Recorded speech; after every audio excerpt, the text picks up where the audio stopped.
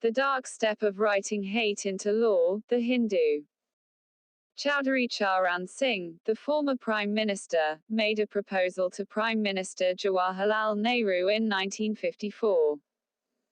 As a minister in the Uttar Pradesh government, he wanted Nehru to pass a law so that jobs as gazetted officers could only be for those who wanted to or had married outside the caste. Nehru turned the proposal down because this struck at the exercise of the free will of individual citizens in India, setting a precedent. It is an indicator of the distance travelled since that Charan Singh's state, Uttar Pradesh, has an ordinance which criminalizes interfaith marriages. The UP government's focus is firmly on protecting Hindu women from marrying Muslim men. It does this under the pretext of regulating religious conversions.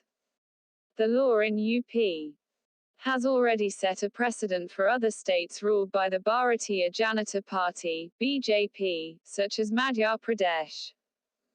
In another BJP-ruled state neighboring UP, namely Uttarakhand, a routine press release from the Social Welfare Department highlighted a scheme incentivizing interfaith and intercaste marriages. This threatened the communal worldview being rapidly ushered in through a series of so-called freedom of religion laws in BJP-ruled states. The press release was seen so out of step by the state government, that an inquiry was ordered by the chief minister. In 1872, the colonial state drew up a law after it received petitions from Keshab Chandra Sen of the Brahmo Samaj demanding that people of different backgrounds be allowed to marry according to their rights of conscience. The Special Marriage Act, in 1954, took this further in independent India by taking away the colonial law's requirement to renounce religion. However, it still allowed intrusion by the state, unlike under personal laws, by demanding notices to be put up in advance. This was done to ensure there were no living spouses or minors being married, but this clause was misused by communal social groups to stop such unions. In BJP-ruled states, there are many other recent laws on slaughter of cattle, marriage, and religious conversions, which taken together, target Muslims both by denying them shared social spaces and their rights as equal citizens of the Republic. It also destroys the long-standing fraternity in everyday lives that has long defined India. The ordinance by UP, the Uttar Pradesh Prohibition of Unlawful Conversion of Religion Ordinance, 2020, and the Madhya Pradesh Freedom of Religion Bill, 2020 are particularly vicious on at least 4 counts. Fundamentally wrong. Under the Constitution, it is the individual citizen who has and exercises rights and obligations. But these new laws treat religious communities, instead of individual citizens, as basic entities. By taking away the agency that the Indian Constitution allows each individual to exercise, this fundamentally distorts the framework of our republic. For those who argue that the Constitution does address communities when speaking of minority rights and untouchability, it is to only acknowledge and overcome social discrimination because that impedes the ability of those citizens to exercise their rights as individuals. By seeing the world as split between Hindus and Muslims, a Kapian universe, a fundamental modern characteristic of the guarantee of autonomy to all Indians as individuals is broken. Violate privacy, choice rights. Second, these laws blatantly violate the right to privacy, which the Supreme Court of India in a much lauded judgment in 2017, decreed to be fundamental.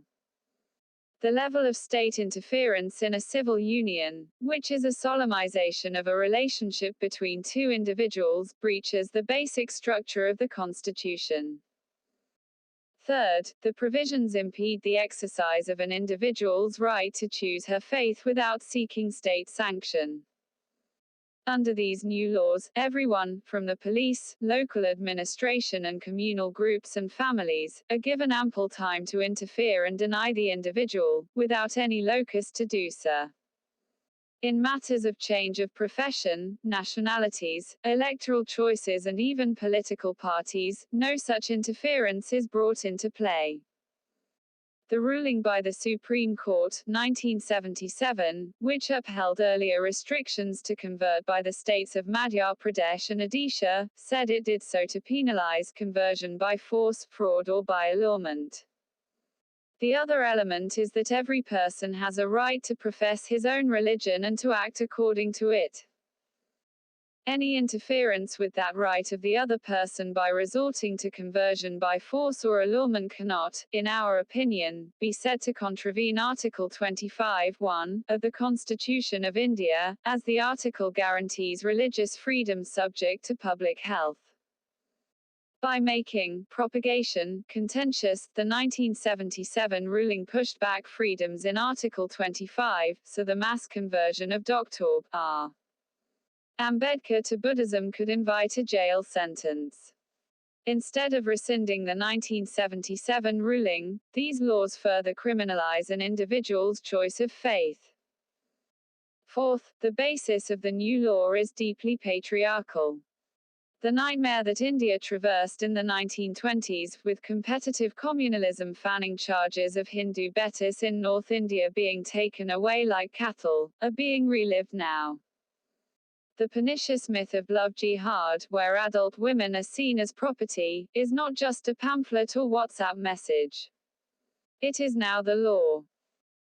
We saw a brief preview in 2017 of the dark consequences of the Prohibition of Unlawful Conversion of Religion Ordinance, 2020, when the law confronted Hadia, a 25-year-old health professional from Kerala, for her marital choice a year after converting to Islam.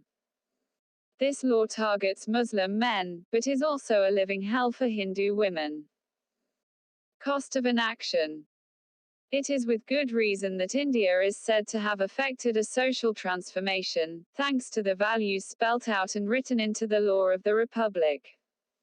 The Constitution offered high principles to aspire for, which Indians may never fully live up to. But that may have been the intention, to set high standards and ensure we were always jumping just a little bit, to be better. All laws should meet that brief. However, these new laws do the opposite. They put state power and the law itself behind majoritarian communal biases which empower regressive social mores governing marriage and fellowship. Interreligious marriages may be less than 2.5% of all marriages, but the promise they hold goes beyond numbers. They reaffirm the fundamental constitutional premise of all citizens being equal, besides promoting the ideals of freedom and fraternity.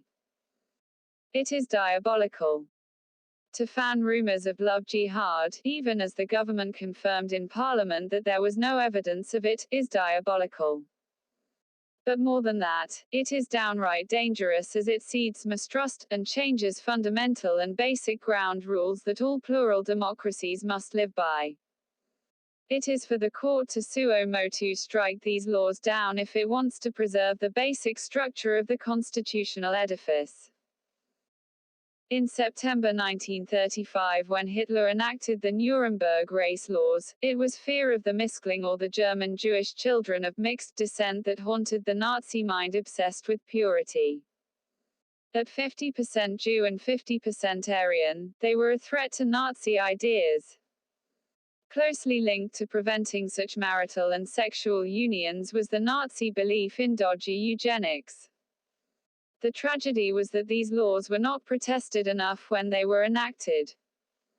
They ended up guiding Nazi racial policy for the remaining decade of the Reich.